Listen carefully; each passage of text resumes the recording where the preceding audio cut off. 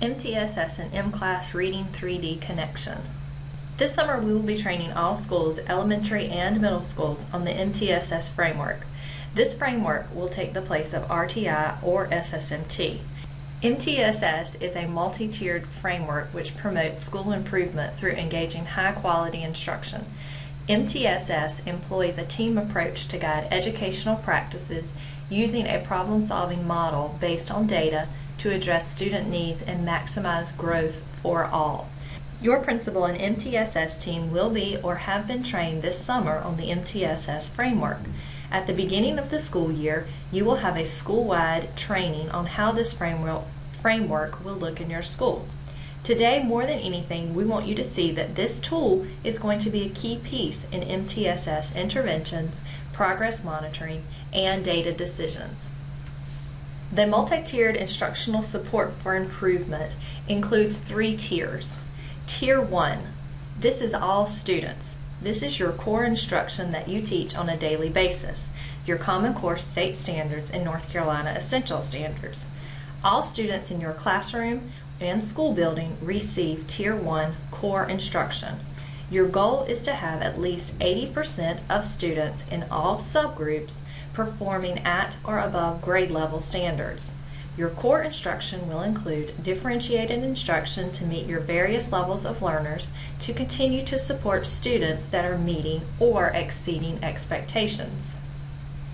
Tier 2 is approximately 20% of students.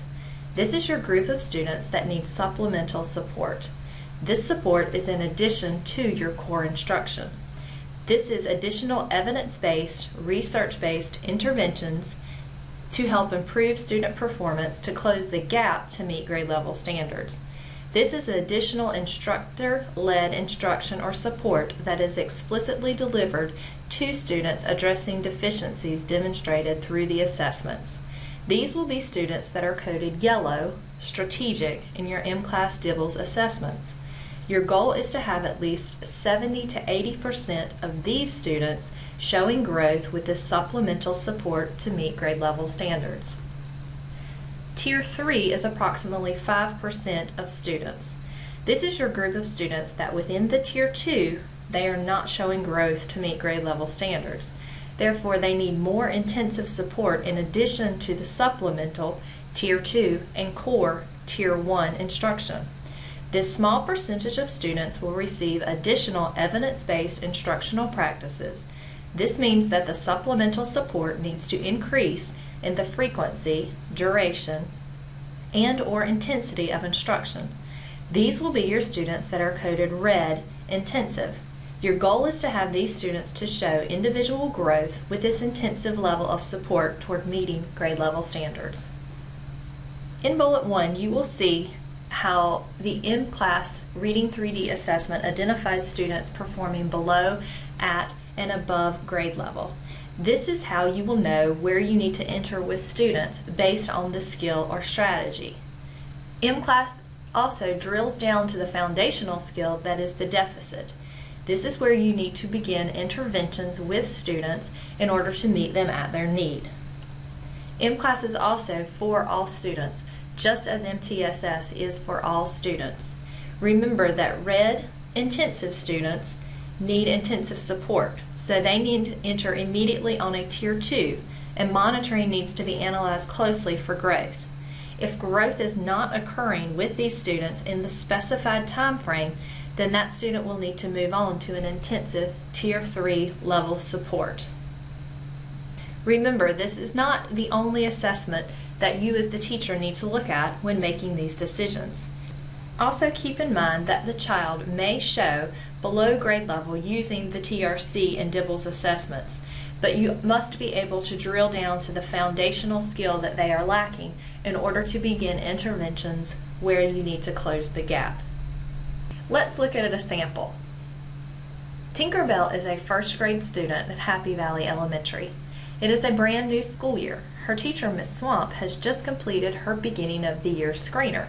When she analyzed the data, she realized Tinker showed as a red on phoneme segmentation fluency and nonsense word fluency. Tinker shows as a yellow on letter naming fluency. Where should Ms. Swamp begin her interventions?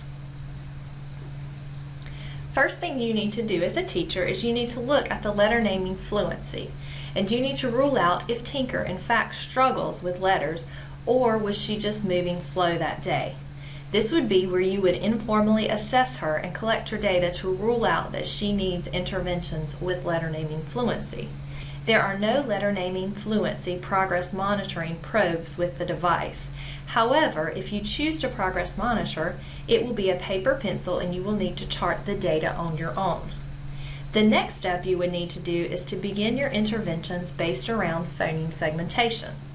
In September, there will be a training on how to use the data and form intervention groups, as well as how to utilize lesson plans available on the mCLASS homepage. Progress monitoring would only need to take place with phoneme segmentation fluency in the beginning. Remember, this is a progression of reading foundations. Therefore, once the child acquires the skills in that area, you will see growth in them as a reader, and then you will progress to the next reading foundation. Remember, you are not teaching how to complete the test, but you are teaching the reading foundation skills so that they will be able to read, and in turn they will show progress with the assessments.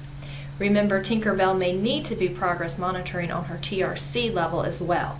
This may be set up on a different monitoring calendar. We will talk about this further as we discuss progress monitoring more in depth.